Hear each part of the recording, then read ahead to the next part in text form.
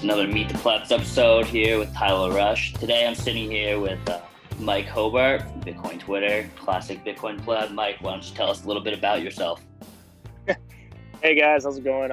Tyler, it's a pleasure.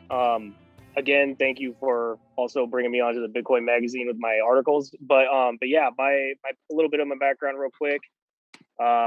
First time I ever heard about Bitcoin, I heard that people were power leveling accounts on RuneScape and they were selling accounts for Bitcoin in that regard. Didn't really pay attention to it. Came across Bitcoin, made headlines in 2017 when it first broke 1,000. Heard about it as I was preparing for mobilization to go over to the Middle East for my deployment. And then kind of disregarded it then again, which of course, as anybody could expect, I regret now. And then as deployment got closer, I had some more cash to kind of just throw around, got my first taste. And then it was just a snowball effect of just understanding what I had my money in and then learning investing and finances and all sorts of other stuff.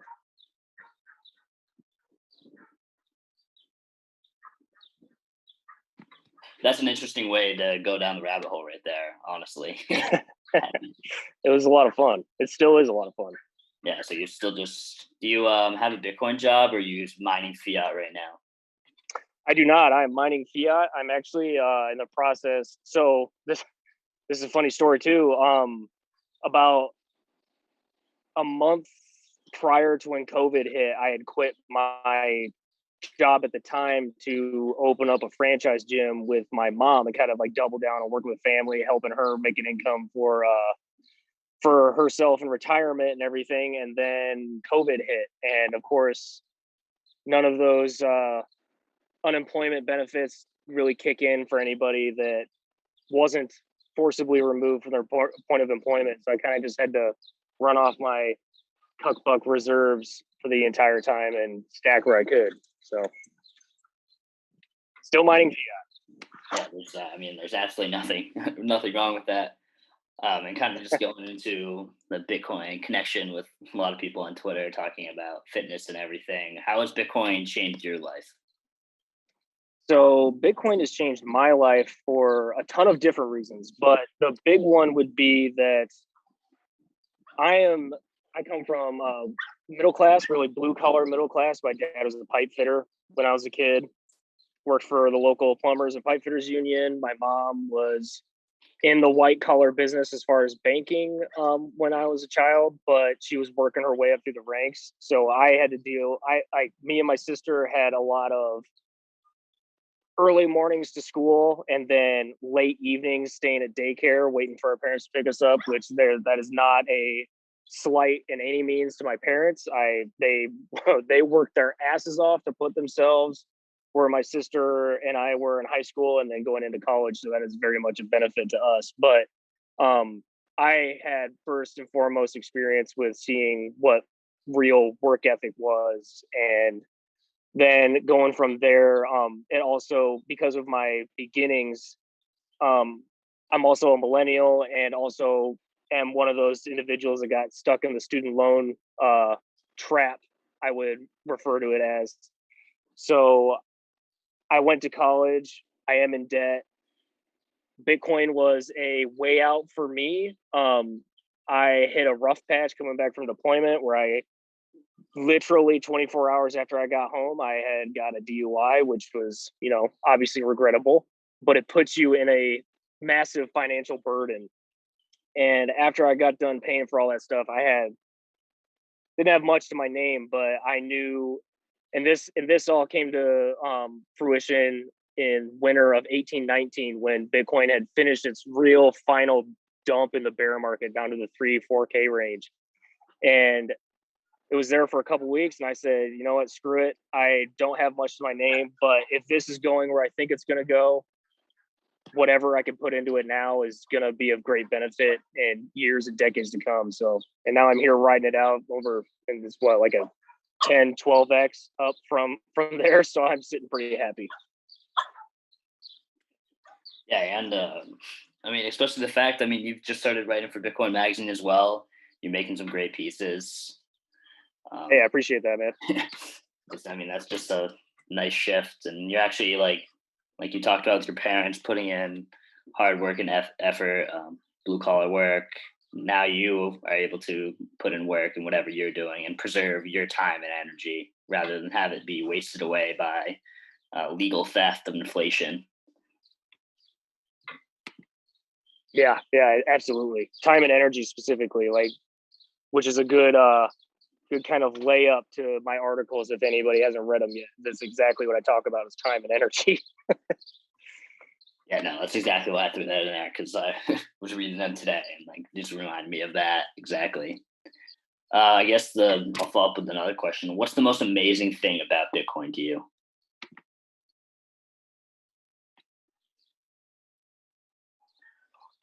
The most amazing thing, there's kind of two parts to that. That the most amazing part is that it's unseizable. Unseizable with regards to if you actually take self custody seriously and you get the 12 to 24 word seed phrase, you have the hardware wallet, it's on there, it's not on an exchange. If you do that, it's an asset where even if they're going to, and an individual or a group is going to extreme measures to try and coerce you out of your holdings, if you don't give up that seed phrase, you don't send the money to them, they can't get it. And that is absolutely revolutionary on a society level, on a species level, on a financial level. It's mind blowing to think what it can actually do to prevent as far as coercion and threats of force. And I can go into a long rabbit hole on that too.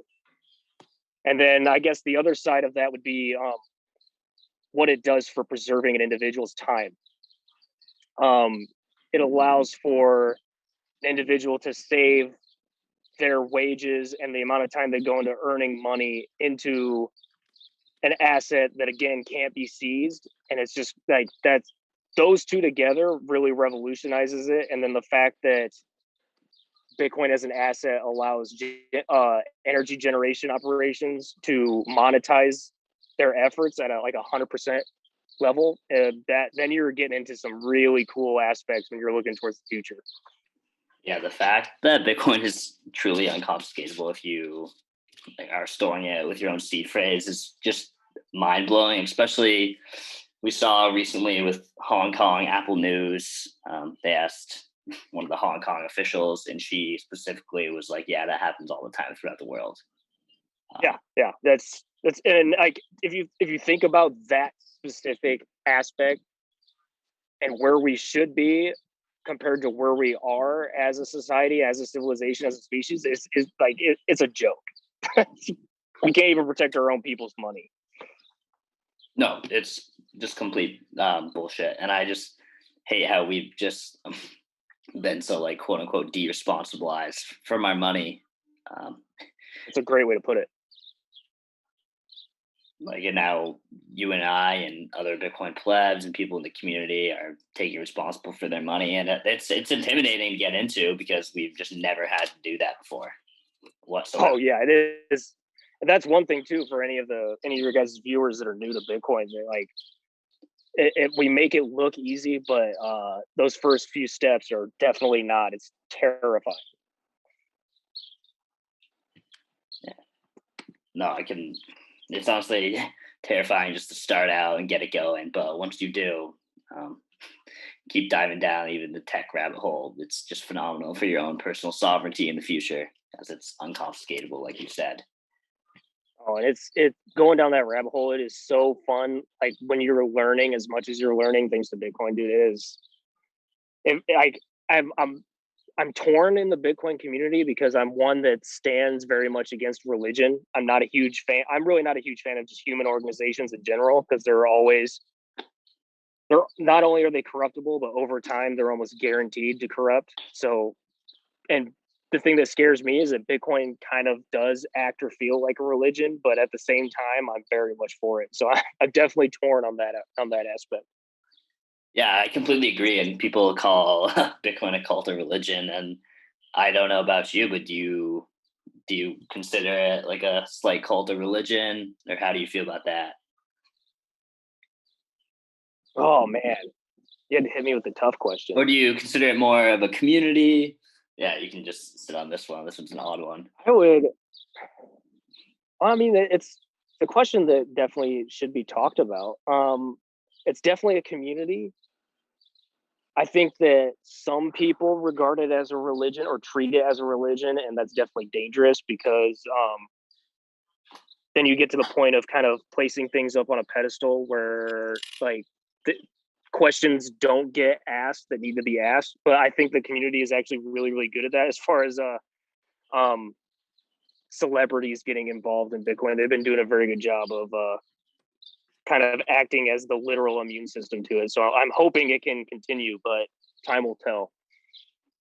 Yeah, and kind of like what you were saying before about religious groups and just other groups in general being corrupted. Even if a group of Bitcoiners say we're corrupted, they can't actually. They most likely would not be able to change the protocol. Bitcoin would not be corrupted. The thing we are quote unquote worshiping would not be corrupted. Yeah, So like the money or the asset itself wouldn't be corrupt. Yeah, you're correct on that.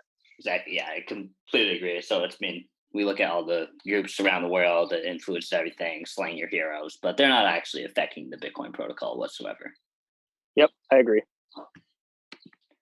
I'm still kind of just diving back into it. What are you most looking forward to in the Bitcoin space in the next year or just like in the future? I I'm a bit of I guess you could say an idealist and an optimist.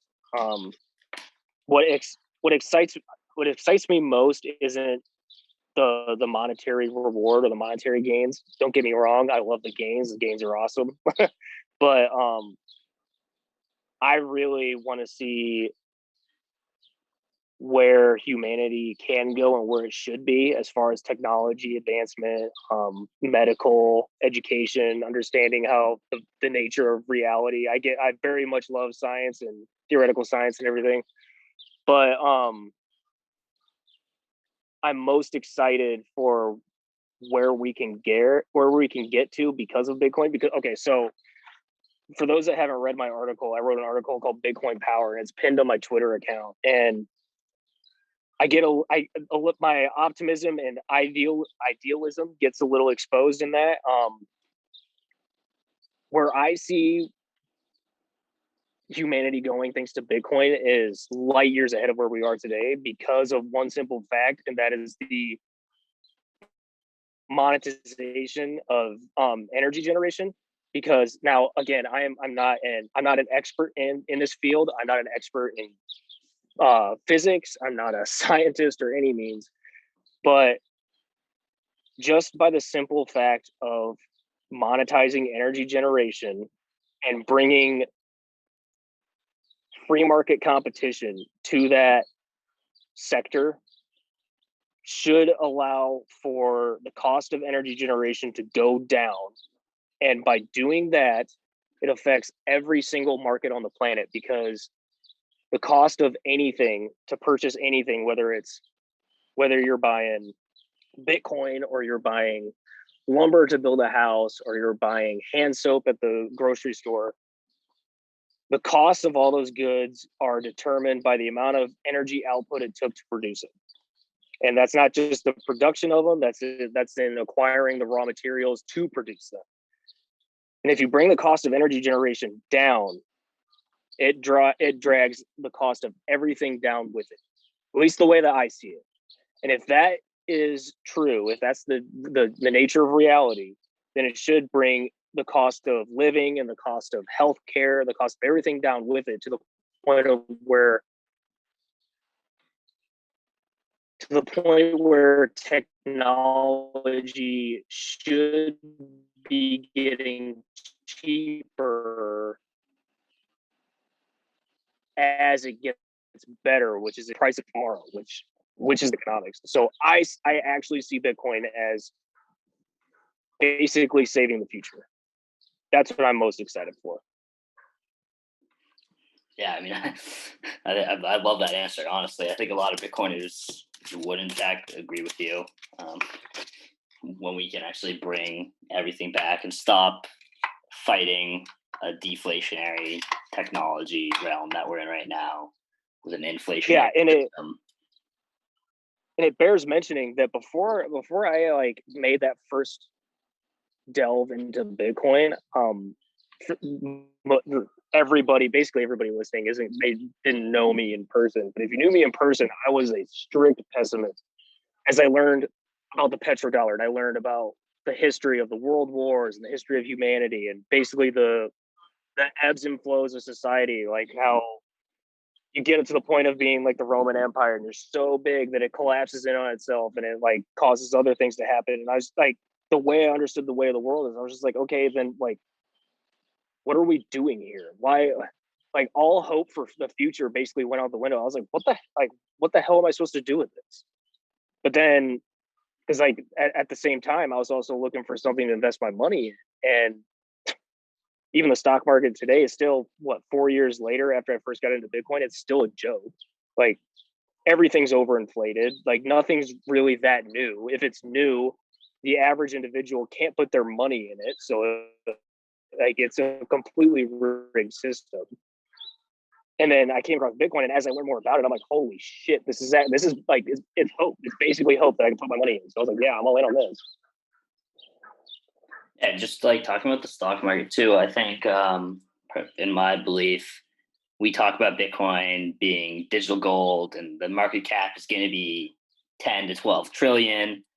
But I personally think it could take over the entire bond market, slowly eat away into hundreds of trillions of dollars, take out all the global debt. I don't know how you feel about that. Um, I I agree. And by the way, when Greg Foss talks about this stuff, I completely nerd out, and I'm also not a fixed income individual. But it also bears mentioning I've sent Greg Foss's podcast to a couple of fixed income buddies of mine, and they absolutely love it. So shout out to you, Greg.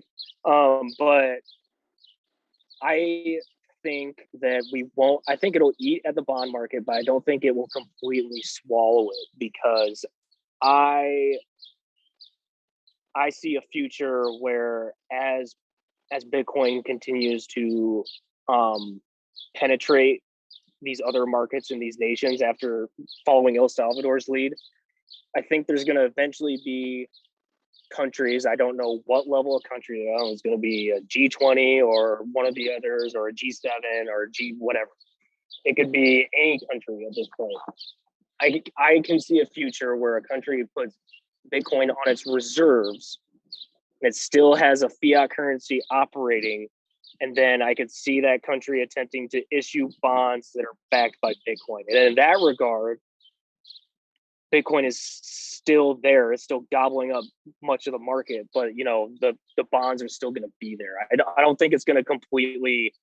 I don't think it's going to be committing genocide on like all of the financial assets. It's going to be taking away a lot of market share, but there's just still going to be a lot of stuff because I mean, housing market's still going to be there, art's still going to be around, right? But it's going to be a repricing event, that's for sure. Yeah, no, thanks for qualifying me on that. That was a broad question I asked. I agree. I think the high yield debt, the zombie companies. Hopefully, Bitcoin can push those away, wipe those out, get back to true capitalism, and like you said, with the sovereign debt, whether countries issue just completely new bonds and wipe away their old ones, it'll just be interesting to see how that goes in the sovereign aspect for nations. Oh, I agree. It's going to be very I don't want to say exciting because there's going to be a lot of people that get hurt. It's going to be very interesting future over the next couple of decades. That's for sure. Yeah, it's exciting for us right now because we have a lot of hope and everything. But you're right. Yeah. When it does actually happen, there's going to be a lot of pain. It's like the moment in The Big Short where the young kids are celebrating. Yep, exactly. I actually just finished watching Margin Call right before we got on this call, which is a great one if you haven't seen it. I actually haven't watched that yet. Did you watch it on YouTube? It might. I don't know. It might be on YouTube. I have it on Amazon Prime, so I just threw it up on my laptop while I was checking the charts and going through emails. Okay, that's my next one then. I heard that one's just phenomenal. It's good, but I would say Big Short's better. Yeah, I mean, it's hard to beat. All right, I guess just to final question. Do you have a price prediction for 2021, and what do you think the price will be in 2030? So, I've been putting it up on Twitter. I have a chart that I made. I actually made at the that moment where I decided to kind of throw what last few dollars I had into Bitcoin. I back in late 18 and then the early winter of 19, I made a chart on trading view that it's a very simplistic chart, but it's surprisingly it has held some validity in the last what is it, 2 3 years. That chart says the top being around like the 350K range. I would love for it to stay valid and for that to happen. I'm gonna trust my chart and just stick to that as for my price prediction. Specifically, it says about 350K by November, which would be crazy to think about. So I'm gonna stick with that. And for 2030, again, I'm gonna kind of lean on Greg Foss a little bit here because I like the way he talks about it. I would, and we already mentioned about how it's going to be eaten away at the bond market, which is what $250 trillion about.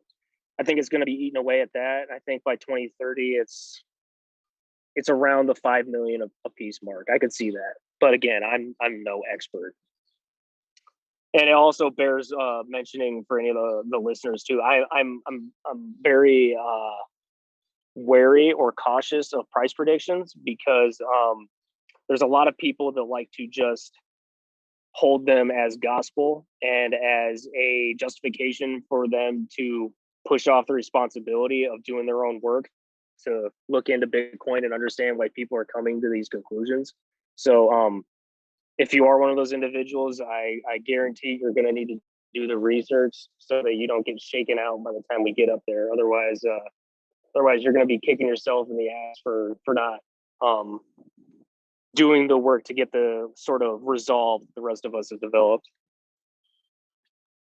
Yeah, completely agree. And for any listeners, Greg Foss, one of the papers we're talking about, he has a 40-page PDF research paper that he talked about repricing Bitcoin with bonds and how it relates to that. So I'll add that into the show notes. It's pretty phenomenal. But Mike, Yeah, because I mean, like, you're talking about his point in the bond market, but I think I can't remember. There's been a lot of people who talked about it. Probably like Preston Fish is probably one of them, and probably Lynn Allen, which they're both good resources. But it's doing that to the bond market, but at the same exact time, simultaneously, it's doing that to the art market, to the real estate market, to the stock market, to gold. Like it's doing it all at once. It's not like it just like picks one and then goes after gold and picks another, goes after the next one. It's all happening all at once. gradually, then suddenly. Yeah, exactly. All right, Mike. Well, thank you for coming on this. Honestly, had a great rip. I'll see you guys next week. Yeah, man, it was a lot of fun. Thanks for bringing me on.